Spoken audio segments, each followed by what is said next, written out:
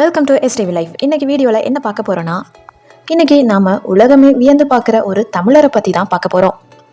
சாதாரண நடுத்தர குடும்பத்தில் பிறந்து இன்றைக்கி உலகத்தோட மிகப்பெரிய டெக் நிறுவனமான கூகுளோட சிஇஓவாக இருக்கக்கூடிய சுந்தர் பிச்சை அவர்களோட இன்ஸ்பிரேஷனான கதையை தான் பார்க்க போகிறோம்.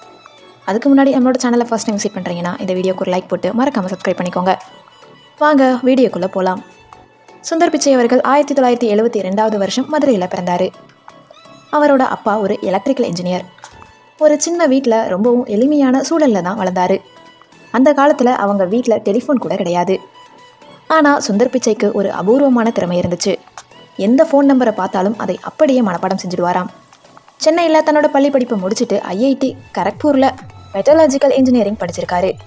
அதுக்கப்புறம் மேல் படிப்புக்காக அமெரிக்காவோட ஸ்டான்ஃபோர்ட் யூனிவர்சிட்டிக்கு போனார். அங்கே போகிறதுக்கு டிக்கெட் வாங்கவே அவங்க அப்பா தன்னோட ஒரு வருஷ சம்பளத்தை செலவு செஞ்சாராம். அந்த அளவுக்கு கஷ்டப்பட்டு தான் அமெரிக்கா போனார் சுந்தர் பிச்சை அவர்கள்.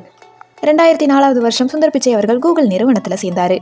அவர் செஞ்ச மிக முக்கியமான வேலை கூகுள் குரோம். அப்போது மைக்ரோசாஃப்ட் இன்டர்நெட் எக்ஸ்ப்ளோரர் தான் ரொம்பவும் ஃபேமஸாக இருந்துச்சு. ஆனால் அதை விட வேகமான ஒரு ப்ரௌசர் வேணும்னு சுந்தர் பிச்சை கொண்டு வந்த ஐடியா தான் இன்றைக்கி நாம் எல்லாருமே யூஸ் பண்ணுற கூகுள் குரோம். அடுத்தடுத்து ஆண்ட்ராய்டு, ஜிமெயில், கூகுள் மேப்னு எல்லாத்தையும் அவரோட உழைப்பு அபாரமாக இருந்துச்சு. இதனால் 2015 கூகுள் நிறுவனத்தோட சிஇஓவாக அறிவிக்கப்பட்டார். 2019 கூகுளோட தாய் நிறுவனமான ஆல்ஃபபெட்டுக்கும் அவரே தலைவரானார். மதுரையிலிருந்து அமெரிக்கா வரைக்கும் சுந்தர் பிச்சையோட இந்த ஒரு பயணம் நமக்கு ஒன்று சொல்லுது.